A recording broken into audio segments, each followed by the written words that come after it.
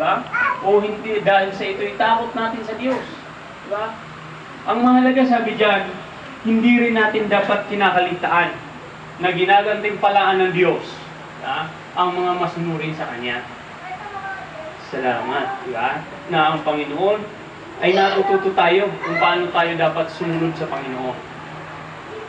Sabi niyan, tinatanggap natin ang anumang hingin sa Kanya sapagkat sinusunod natin ang Kanyang mga utos at ginagawa ang nakalulugod sa Kanya. Yan po sinasabi sa 1 John chapter 3 verse 22. Kaya sabi sa akin, nung ako po'y bago-bagong Kristiyano, nung ako'y nag-aaral ng salita ng Diyos, nagbabasa po ako ng Bible sa opisina namin. Lumapit ang aking isang kasamahan, sabi sa akin, Brad, nagba-Bible ka, no? Sabi ko, oo. Dito mo Bible, naunawaan mo ba yan? Marami na nasiraan ng ulo dyan, sabi sa akin. Kaya natakot ako dahil confusing. First time. Saka bago-bago pa lang ako mananampalataya. Sabi ko, nga, mukhang hindi ko rin naiintindihan talaga yung binabasa ko. Kasi wala akong insight.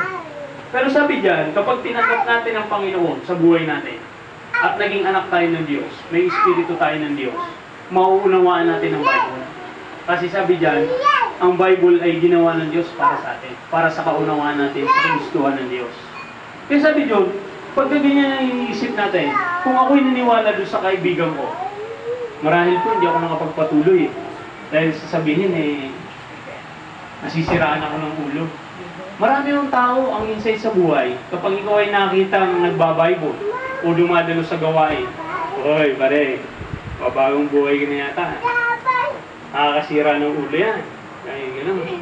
Totoo po, hindi natin sabihin, kung pwede yung mangyari, kung talagang walang gabay ng Diyos.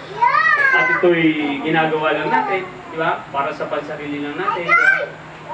Kung pwede yung mangyari. Pero ang katotohanan, sabi dyan, ang salita ng Diyos, di ba? Ay nagbibigay sa atin ng katagumpayan sa buhay.